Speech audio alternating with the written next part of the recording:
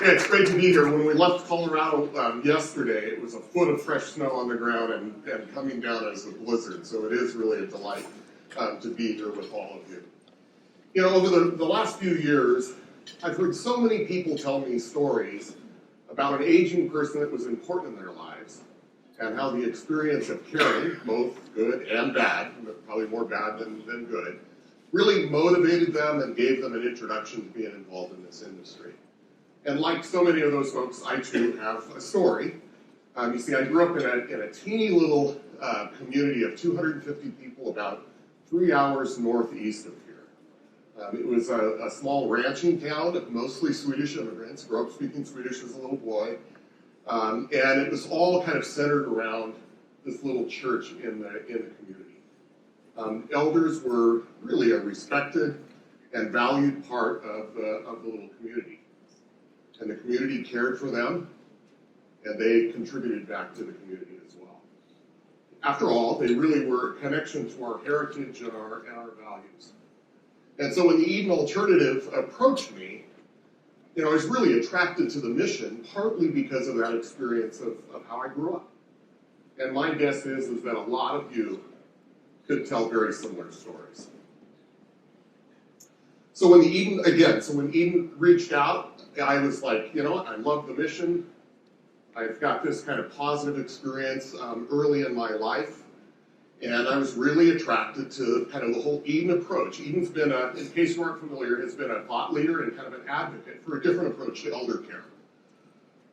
Instead of, in contrast to kind of care being done to elders in kind of an institutional medical model, Eden has kind of advocated for doing care with elders in an empowering way that really transforms the model of care to a partnership instead of something that's done kind of to elders. Now, I know, and Michael kind of alluded to it, I knew that Eden had a little bit of an image problem, that it had been kind of viewed as a little bit of an insider club and maybe a little bit of an exclusive club. And so I was brought in really as a change agent CEO, and we're working to make Eden much more plain-spoken and direct, much more accessible, and really focused on how do we create, and how have we created, dramatic, measurable value for folks that have implemented the approach. So if you've written Eden off in the past, maybe give us another look.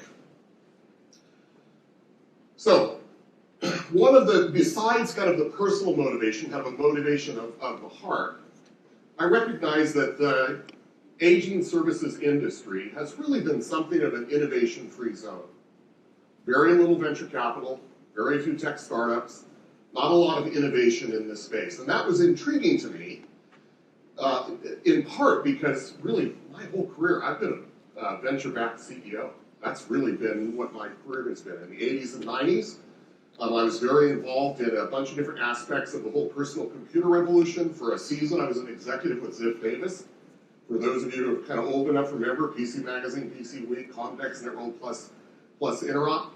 I've been involved in kind of helping to create a number of different kind of software product categories. And a bunch of times I've been a venture-backed CEO and then in venture capital firms kind of in between CEO gigs. And so I was really intrigued by this whole phenomena of just this innovation-free zone. And it wasn't just a motivational heart, but my head told me that something big was happening here. That there was a whole season of innovation and disruption that was coming to this industry, and candidly, I wanted to be a part of it. That's really what I want to talk about here today, is this kind of season of innovation and disruption that I think is coming to this space. Now, let me first take you back in time. 2001, I was CEO of a global software company in an emerging kind of product category, and playing kind of making a category kind of a role. Incidentally, Chris Dancy, who's speaking here later today, there he is right over there. Chris was actually worked at the same company while I was CEO there. It was just a complete surprise that we kind of reunited here after 20 years.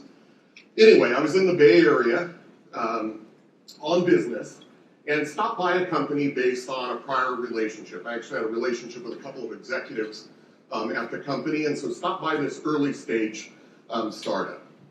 Now, if you've been around early stage startups in the Bay Area, kind of the typical startup, unspectacular office space in Palo Alto, but they had foosball tables and beanbag chairs, kind of the lunatics running the insane asylum. And they had just hired this new kind of brand name CEO, which, by the way, that usually is the investors bringing in adult supervision to the company.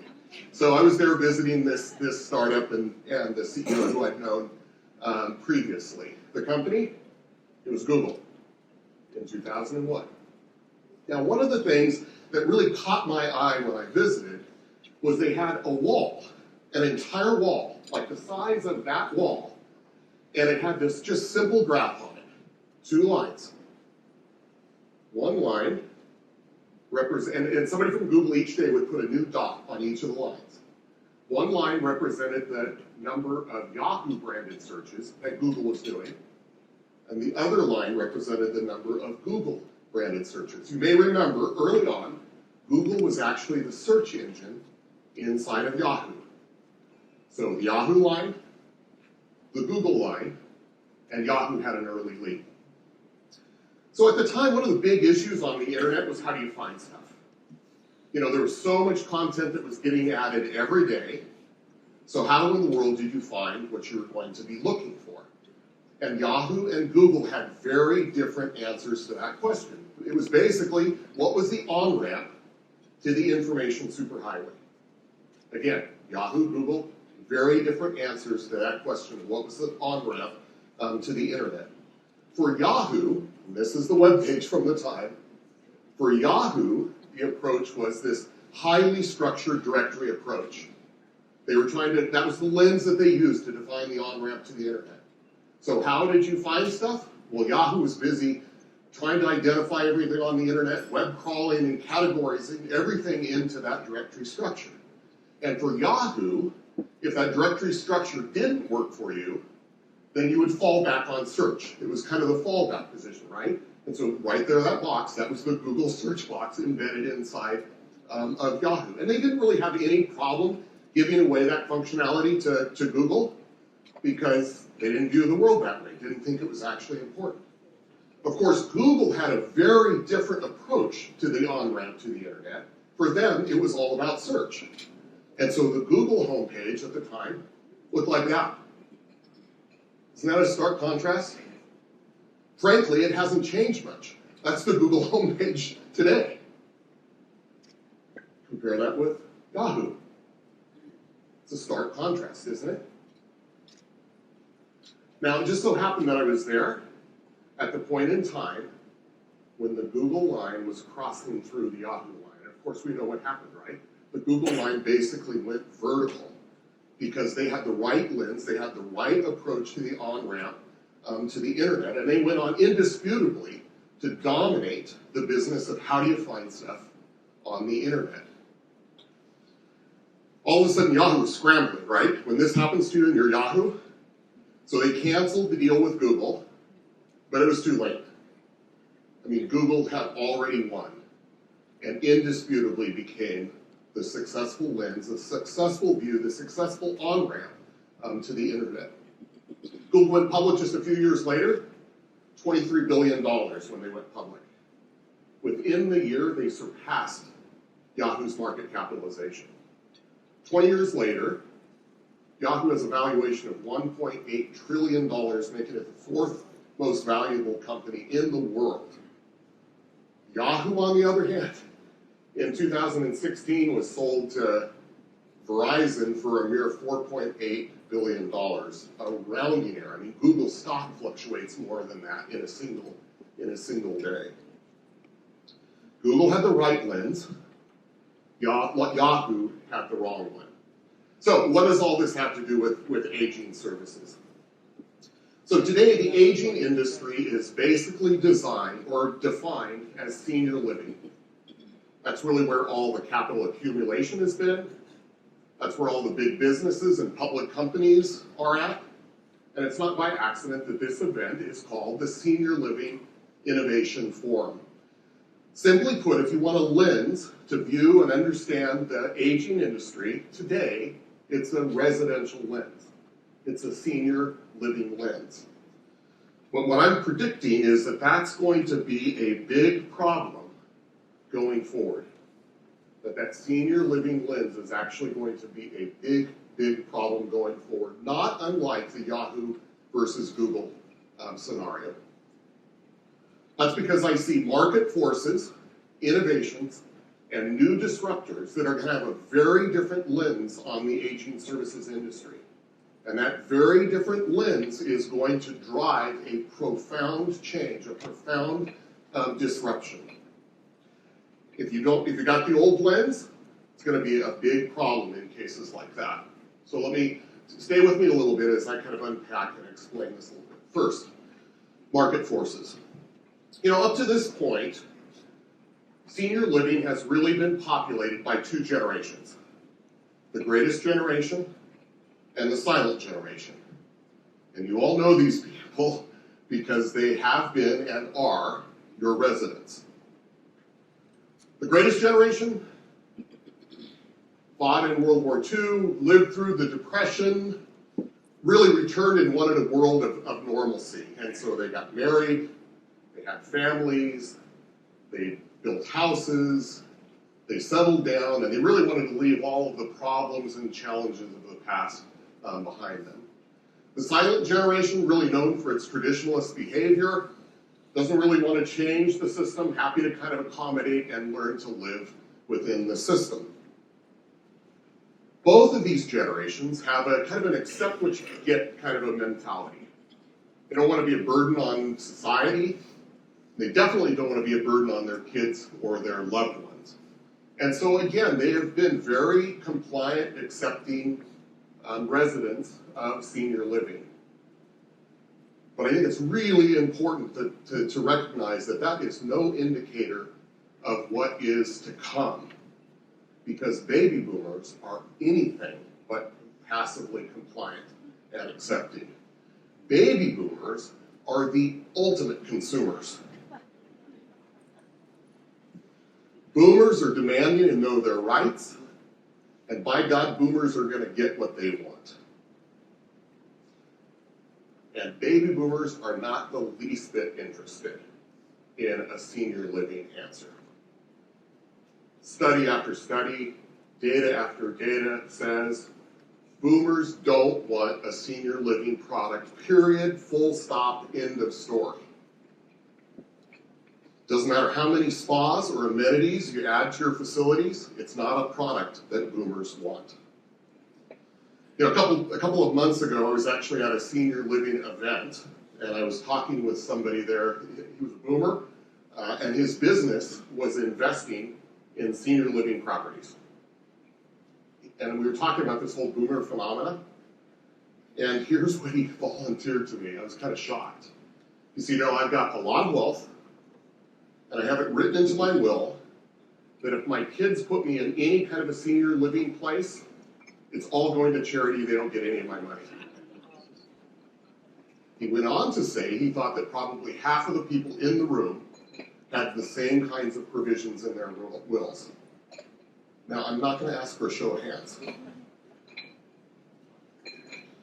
Overwhelmingly, boomers say that they want to age in a place of their choosing. Now, that may be their home of many years, or it could be a place that they chose as a downsizing kind of move in preparation for kind of their ongoing life.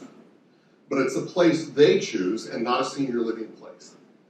They want a portfolio of services, of aging services that come to them on their terms when they want them.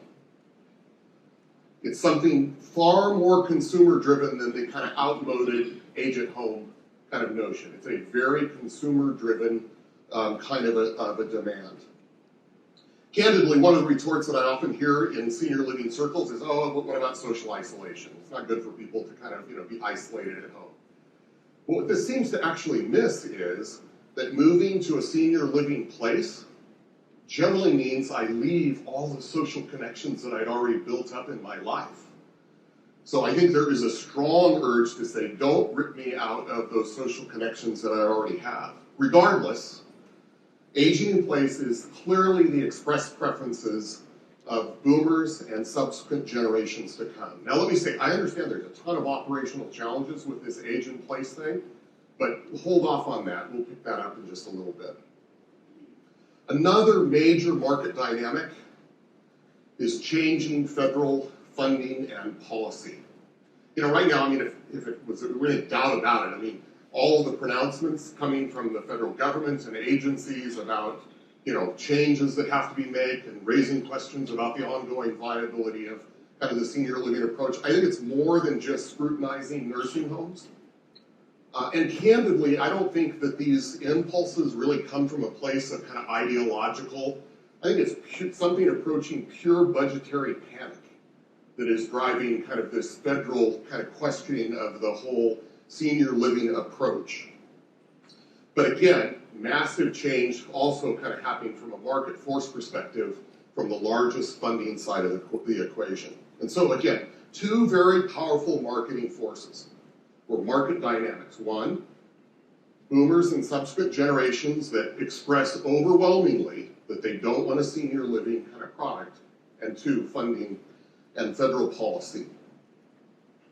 Second major factor driving change is the growing power of innovation. You know, up to this point, when you think about this industry from an innovation perspective, I mean, the initial innovation in the business of aging, if you will, was to create kind of a senior living answer when as a society we needed to get aging people out of hospitals.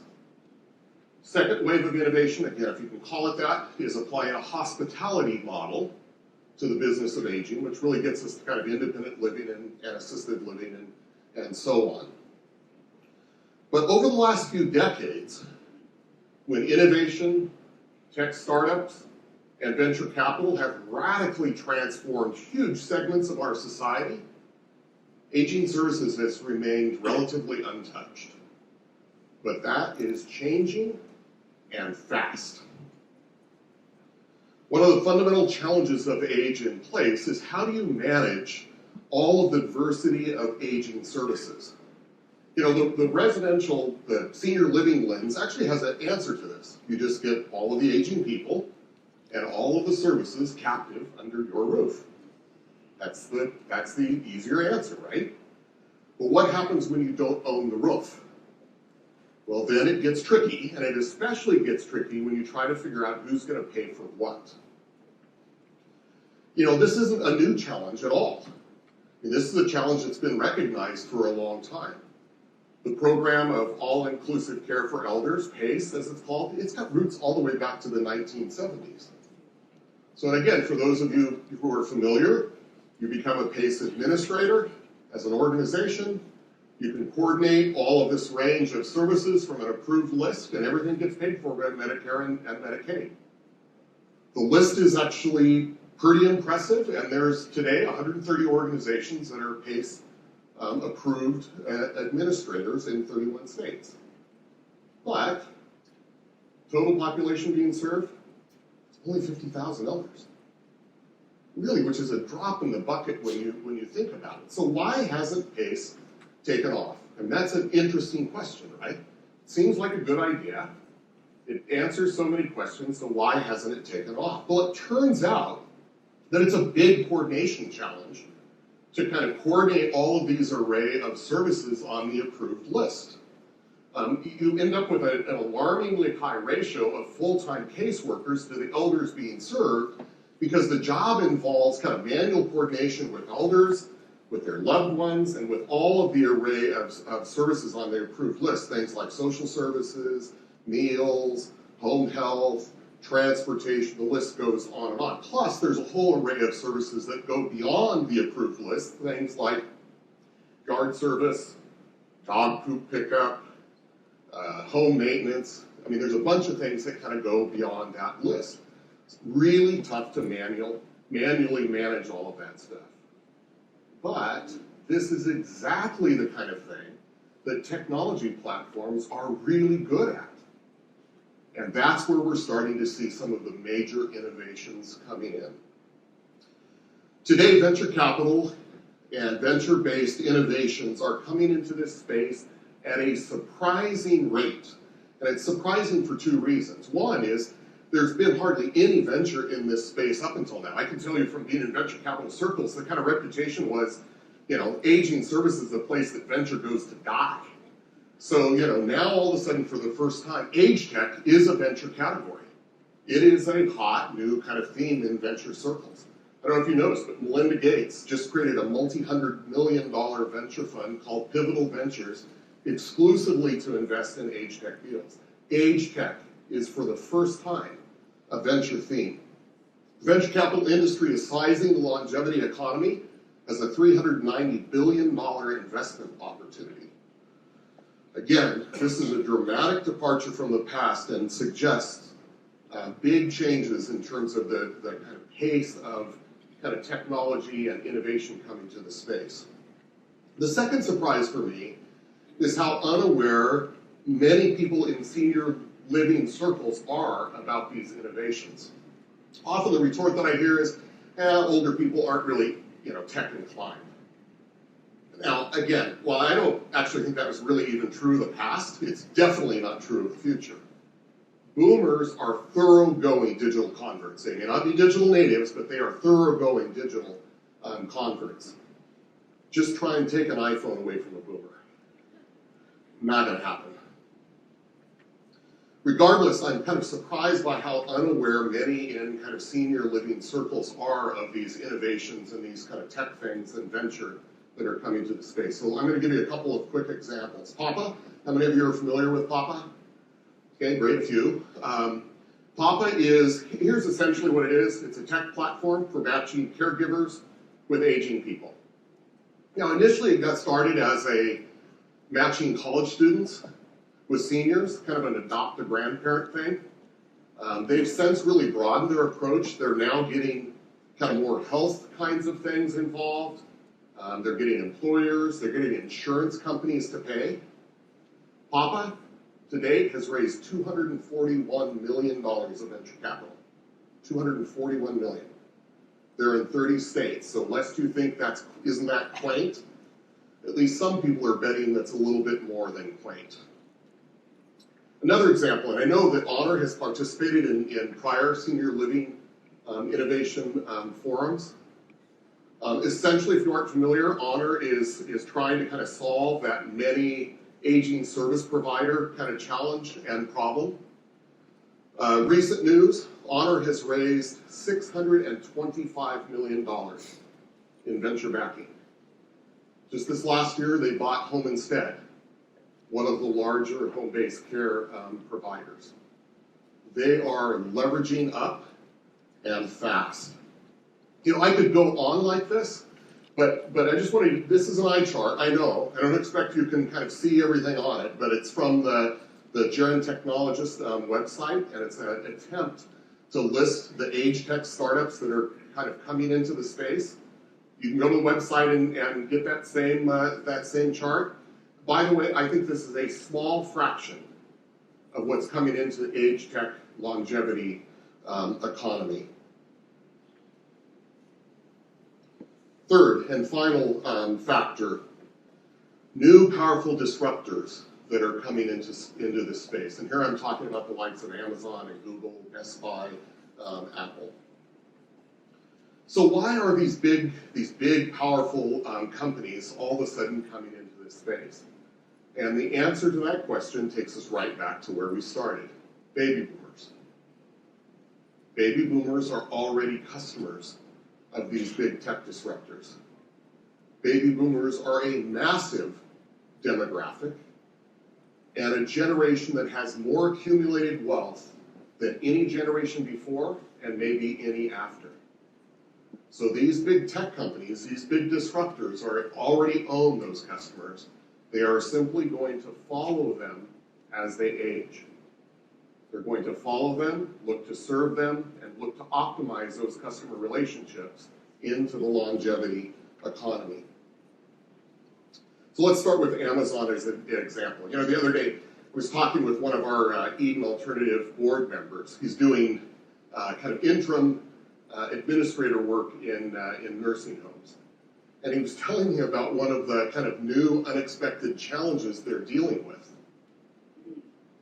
the mountain of Amazon packages getting delivered to the front door of the nursing home. He said it's a mountain, and it was something that they weren't kind of prepared for at all. So does Amazon own aging customer relationships? You bet they do. And even more so when you talk about boomers and subsequent generations. Amazon has all kinds of products and services that they're already delivering to aging consumers. You know, think about all of the logistics and delivery infrastructure that they have in place. They have a wealth, I mean a treasure chest of data on those same customers. And they have this kind of digital infrastructure in place via the ubiquitous Amazon Web Services and Alexa and all of these kind of digital assets.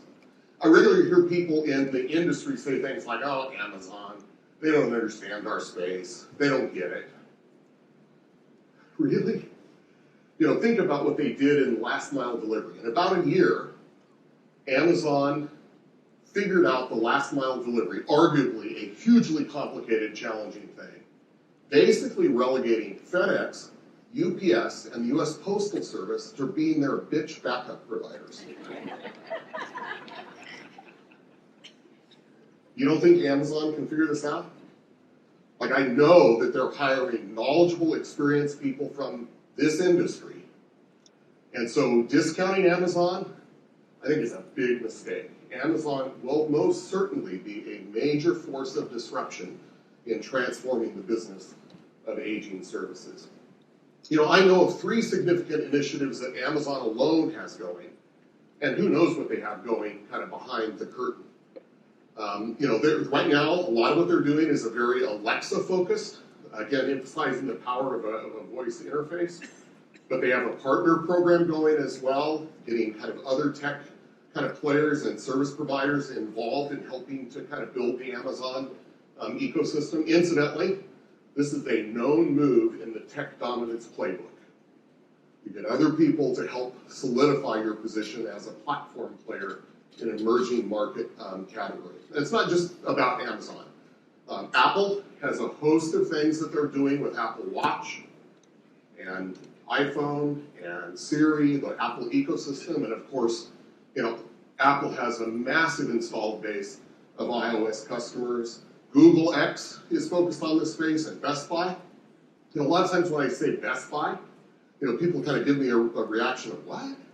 Best Buy in the aging spaces? If I had time to actually explain the Best Buy initiative, you might be surprised as well. So if you're a new disruptor, if you're a new kind of tech disruptor looking to enter a space, you don't enter into the continuum of care that's highly regulated. That's not where you go if you're going to kind of get into a new space. In fact, you look to go to the Wild West. You want to go to the crazy Wild West that really isn't owned. You don't want to go where the federal marshal is keeping all the cowboys in line.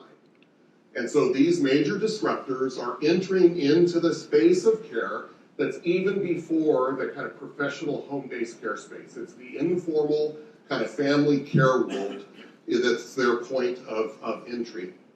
Plus, they already have these customers. They don't need to kind of acquire these aging customers. They already have and own them. By the time senior living starts to feel the pressure of these new disruptors, it will be the equivalent of when Yahoo realized Google's search was taking off. Game over, it's too late. Once you feel them, it's too late. What's more, the most adjacent space to these disruptors is the home-based care industry. And given the franchise, highly fragmented character of this space, highly, highly vulnerable to major disruption. In fact, I think the home-based care space is due for a major roll-up, something akin to what we saw when local cable TV companies got rolled up into major nationwide brands. So again, 3 things: market forces, innovations, and new disruptors coming into this space, really creating a perfect storm of disruption, innovation, and change.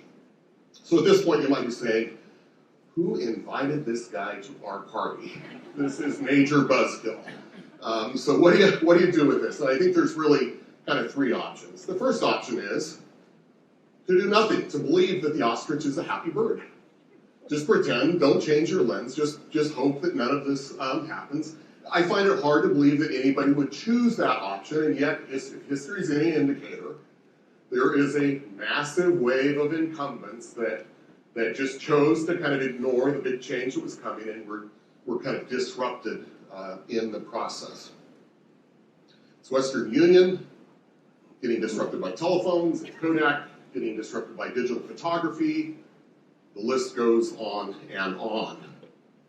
One of the most notable characteristics of this kind of disruption is that the incumbents end up with no meaningful role in the future. Western Union didn't get into telephones and was crushed. Kodak never really was successful with digital cameras, and today is a flicker of its former self. And Yahoo stuck with their directory approach. If history is any predictor, then a significant chunk of senior living operators will end up taking this approach and fall victim to the disruption. Second option, you can recognize that a major storm is coming and just position yourself to do the best you can to weather the storm. Now listen, I think that independent living and assisted living are going to be most vulnerable to the disruption. You're already seeing signs of that. I don't know if you've noticed, but Care Trust has been selling off assisted living properties and repurposing them to other kind of purposes. Now, I'm not saying long-term care goes away. I think long-term care is going to stay, but with a very different demographic. Today, about 16% of folks in long-term care are over the age or under the age of 65. What I think is going to happen is a real flip, so that you're going to see much more of folks that have serious debilitating injuries or life-changing illnesses that will be the kind of massive demographic in long-term care. And given the big demographic bubble, it could be that it all kind of plays out and long-term care ends up kind of flying through the transition. I don't think this is a growth option, but I think it's at least a viable strategy. Third option, if you want to maintain or even grow your market share in the aging services, big demographic wave that's coming, then I think it's absolutely essential that you change the lens that you use. Simply put, it's time to put the senior living lens behind. The wrong question is, what's the senior living product that future generations want? The right question is, what is the portfolio of aging services that is really defining the future of aging consumers? As I said at the start of our time together, I joined Eden because I saw something big was happening. I think we're really approaching a new era of aging. Eden will continue to be involved in advocating for an empowering approach to care, and will continue to work across the spectrum of care with skilled nursing, assisted living, home-based care, and so on. But I think we're actually getting to an interesting place. When you think about it, what Eden has kind of stood for, it's about empowering the individual to live lives on their terms as they age into the future. We're going to not only be involved with the industry, but we're going to seek to lean in and make sure that the innovators and disruptors are bringing positive values that really empower elders to live on their terms, to actually be involved of getting care done with them instead of to them. So listen, I hope that this time has at least given you some things to think about. And I hope at the end of the day that it helps you avoid becoming another Yahoo. I'm looking forward to the time together with the rest of the conference. Thanks so much for the time.